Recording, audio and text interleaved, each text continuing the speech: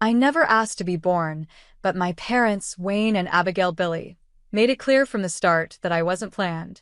I'm Madison, the second child they didn't want. My sister, Amber, was the one they wanted, the golden child. Growing up in the Billy house felt like living in two separate worlds. Amber's world was full of love, attention, and celebration. Mine? Coldness, indifference, and barely hidden resentment.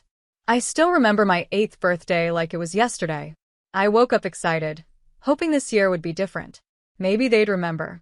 Maybe they'd care. When I came downstairs, Mom and Dad were sitting at the table, talking to Amber about her dance recital. "Morning," I said, trying not to sound too hopeful. Mom looked up briefly. "Oh, Madison." "Your cereal's in the cupboard." That was it. No happy birthday, no hug, nothing. Later that night at dinner, Dad finally remembered. "Oh, right. Happy birthday, kid," he muttered without even looking up from his plate. Mom glanced at him, surprised. "Is that today?" I thought it was next week. That night, I lay in bed holding the only birthday card I got, one from Grandma Francesca. Her words made me feel like I mattered. "My dearest Madison, happy birthday, sweetheart. You bring so much joy to my life. Never forget how special and loved you are. Love always, Grandma." I read that card over and over, trying to believe it. But how could I feel special when my own parents barely remembered I existed? School wasn't much better. Parent-teacher conferences were always a disappointment. I'd watch other kids' parents show up, proud and engaged. Mine? They always had an excuse. "Sorry, Madison," Mom would say, not sounding sorry at all. "Amber has her dance competition that day. You understand, right?" I'd nod like it didn't hurt, but it always did. The worst part was hearing them talk about me when they thought I couldn't hear. One night, I was supposed to be asleep when their voices drifted up the stairs. "I just don't get it," Dad said. "Amber is so bright and talented. Why can't Madison be more like hers?" Mom sighed. "I know. It's like she doesn't even try. Remember how Amber was reading at 4? Madison could barely tie her shoes at that age." Their words cut deep. Each one was a reminder that I'd never be good enough, never be wanted.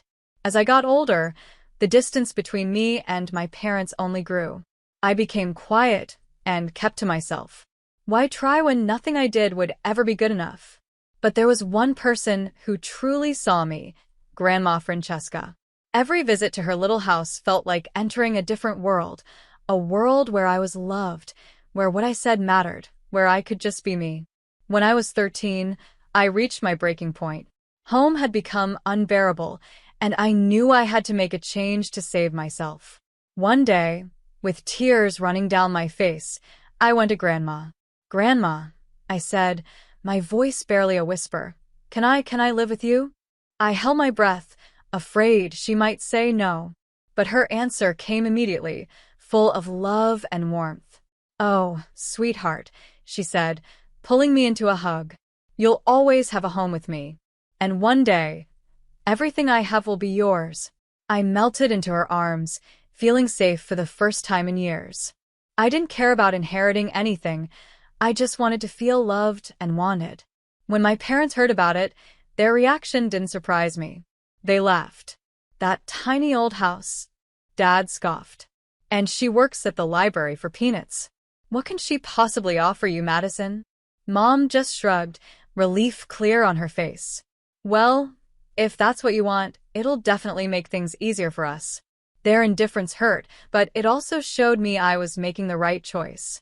They didn't value what Grandma could give me, but they were glad to pass off their responsibility. Living with Grandma wasn't easy. Money was tight, and we often struggled to get by. Grandma worked long hours at the library, and I started doing small jobs to help. But none of that mattered because, for the first time, I felt loved and accepted. Grandma never missed a school event. She was always there, sitting in the front row, cheering for me at every presentation and award ceremony. My drawings covered her fridge, and she proudly told everyone about her brilliant granddaughter. Under her care, I started to thrive. The shy, quiet girl I had been began to fade away. I made friends, joined clubs, and my grades improved a lot. It was amazing what a little love and support could do. Even though we struggled financially, sometimes Grandma skipped meals so I could have a full plate. Our little home was filled with warmth and care. It made up for anything we didn't have. Everything felt like it was finally falling into place until one crisp autumn afternoon when Grandma came home with a look on her face that changed everything. I had never seen an expression like the one on Grandma's face before, a mix of happiness and sadness all at once. She was smiling, but her eyes were teary. "Madison, sweetheart," she said, her voice shaking. "We need to talk. It's about my sister Marilyn. She passed away unexpectedly." I barely remembered Aunt Marilyn. She was a wealthy businesswoman who had been distant from the family for years. "I'm so sorry, Grandma," I said, reaching for her hand. She squeezed it tightly and continued. "There's more, Madison. Marilyn, she left me everything. Her entire fortune. We're millionaires now, sweetheart. Multi-millionaires." The news of Grandma's inheritance spread quickly. It didn't take long for my parents to show up. One evening, there was a knock at our door. When Grandma opened it, there they were, Wayne and Abigail, smiling, with teary eyes. "Francesca," Madison, Mom said, her voice shaky in a way I'd never heard before. "We've made a terrible mistake." Dad nodded, looking more humble than I'd ever seen him. "We've been awful parents. Truly awful. But we've realized how wrong we were and we want to make things right." I stood there, frozen. These people, who had ignored me for so many years, were now begging for a second chance. "Please, Madison," Mom said, reaching out to me. "Come home. Let us be the family we should have been all along." I turned to Grandma, feeling lost and unsure. She gave me a kind smile. "It's your decision, sweetheart. Whatever you choose, I'll support you." After days of thinking it over, I decided to give them another chance. With Grandma's blessing, I packed my things and returned to the Billy house. At first, it felt like a dream come true. Mom and Dad were attentive and loving. They came to every school event, cheering loudly for me. They started giving me thoughtful gifts, not expensive, but ones that showed they were paying attention to what I liked. We even began having family game nights. I'll never forget the first time Dad ruffled my hair after I won at Monopoly, saying, "That's my girl."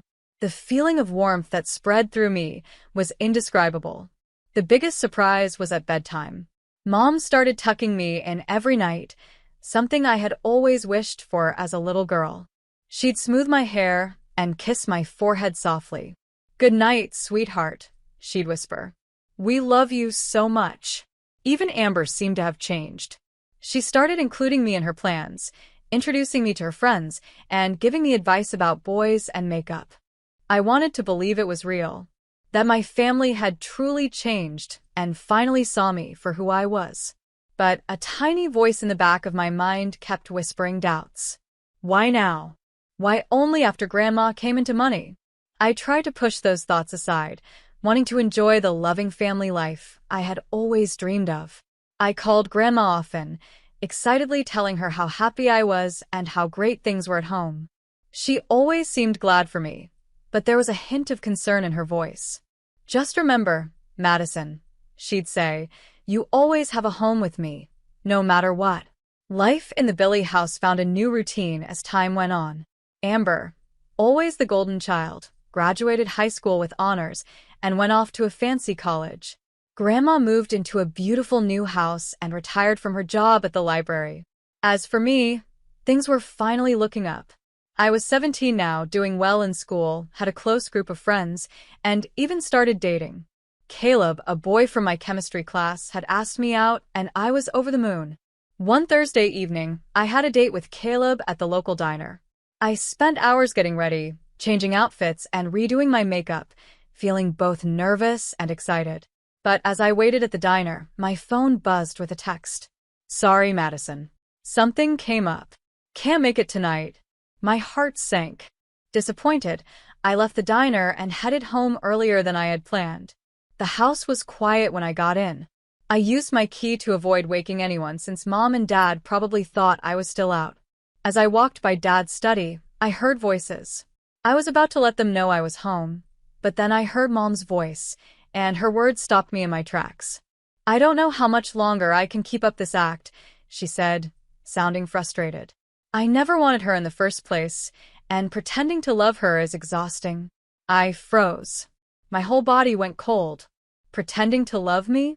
Shaking, I took out my phone and hit record, unable to stop myself from listening. Dad's response made my stomach turn. "We just have to be patient. Once Mom passes, all the money will go to Madison. If we play our cards right, we can convince her to share it with us. Just think of the life we could have." I stood there, unable to move, as my world fell apart. Everything I thought I had, the loving family, the bedtime kisses, the proud smiles at my achievements, it was all fake. It was all a show, all for Grandma's money. Tears filled my eyes as the truth hit me. Every moment of love and acceptance had been a lie. What I had cherished over the past months turned out to be nothing but a calculated act. When I couldn't stand listening to their conversation any longer, I quietly walked back to the front door. Taking a deep breath to steady myself, I opened it loudly and slammed it shut. "I'm home," I called out, forcing my voice to stay steady. Mom and Dad appeared almost immediately, all smiles and fake concern. "Madison, sweetie, you're back early," Mom said, her brow furrowed with what I now recognized as fake worry. "Everything okay?" Dad added, his voice dripping with false concern. I wanted to scream at them, to call out their lies right then and there. But instead, I forced a weak smile. "Caleb canceled," I muttered, watching their faces closely. Something came up. Their reactions were perfect, too perfect. Mom clicked her tongue sympathetically, and Dad gave me a reassuring pat on the shoulder. I had to fight the urge to pull away from his touch.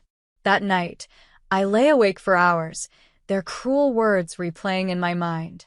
By morning, I had made up my mind. I waited until I heard both cars leave the driveway. Then, I sprang into action. I packed quickly, stuffing clothes and meaningful keepsakes into my duffel bag. Without looking back, I left the house that had never felt like home and made my way to Grandma's.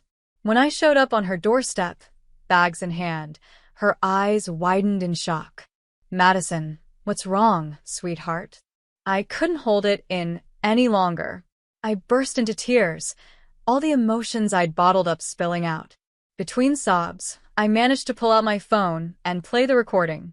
As Grandma listened, her face changed. First shock, then disbelief, and finally, a deep anger I had never seen in her before. Those conniving, heartless. She stopped herself, took a deep breath, and looked at me with soft, loving eyes. "Don't you worry, honey. We'll give them a surprise they'll never forget." She pulled me into a tight hug, and for the first time since hearing that awful conversation, I felt safe. By evening, my phone started buzzing endlessly.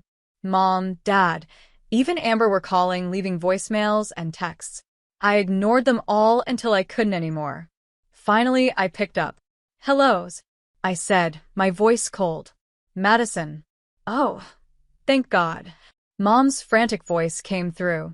Where are you? "We've been so worried." I almost laughed at the irony. "I'm with Grandma," I replied calmly. "And we'd like to invite you all over tomorrow for a family conversation." There was silence on the other end before Mom stammered. "Of course. We'll be there, Madison." "Honey, whatever's wrong, we can fix it." I hung up before she could finish. Fix it? They had no idea what was about to happen. The next evening, the air felt heavy with tension as the doorbell rang. Grandma gave my hand a gentle squeeze before going to answer it. My parents stepped inside the mansion, their faces full of fake concern and affection. It made my stomach churn to see how easily they could pretend. "Madison, sweetheart," Mom began, reaching out to me. I took a step back, and confusion flickered across her face. Grandma's voice was calm but firm as she gestured to the dining room. "Please have a seat. We have a lot to discuss." As they sat down, Dad's eyes darted around the room, clearly taking in the signs of wealth. "Mom, what's this all about? Is everything okay?" he asked, his voice uneasy.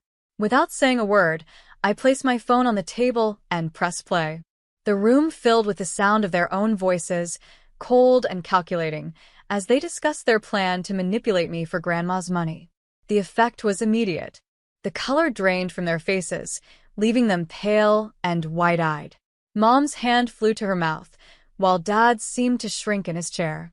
When the recording ended, the room fell into a heavy silence. Then they both started speaking at once, their voices a jumble of excuses and apologies. But their words sounded empty and meaningless. Grandma raised her hand, silencing them. When she spoke, her voice trembled with disappointment and barely controlled anger. "I hoped, truly believed, you had changed," she said, her words slow and deliberate. "I was even considering dividing my estate among all of you." She paused, her gaze hard and unwavering. "But now I can say with certainty that everything I have will go to Madison alone." The realization hit them like a brick wall. They hadn't just lost their scheme, they'd lost the chance to genuinely be part of a loving, wealthy family. Panic set in, and their reactions swung wildly. "Please, you have to understand," Mom begged, tears streaming down her face. "We made a mistake, but we do love Madison. We can fix this." But when their begging got them nowhere, their tone shifted. Dad's face twisted with anger. "You can't do this. We're her parents. We have rights. We'll make sure you never see her again." Francesca. Their threats didn't faze me.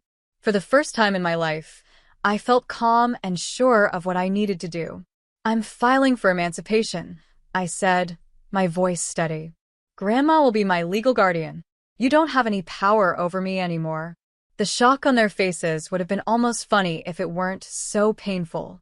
They looked between me and Grandma, unable to process that their carefully laid plans had not just failed, they had completely backfired. "I think it's time for you to leave," Grandma said firmly, her tone leaving no room for argument. She stood and gestured toward the door. My parents hesitated for a moment before walking out, and when the door closed behind them, I let out a breath I hadn't realized I was holding. Grandma pulled me into a warm hug, and I felt the weight of the past few days start to lift. The weeks after the confrontation with my parents were a blur of legal meetings and court appearances. Grandma hired the best lawyers to help with the process of getting me emancipated and transferring guardianship to her. I had thought, naively, that my parents would give up once they were exposed. I was wrong. Wayne and Abigail fought hard to maintain control over me, and, by extension, access to Grandma's fortune. But our lawyers built a strong case, using years of neglect and emotional abuse as evidence. The recording of my parents' cruel conversation was damning, but it wasn't the only proof we had.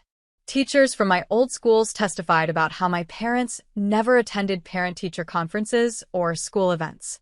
Mrs. Randy, my third-grade teacher, spoke about the time I won the spelling bee and how neither of my parents came to see me receive my award. Neighbors also came forward. Mr. Bradley, who had lived next door to us for years, talked about the extravagant birthday parties my sister, Amber, had, while mine went completely uncelebrated.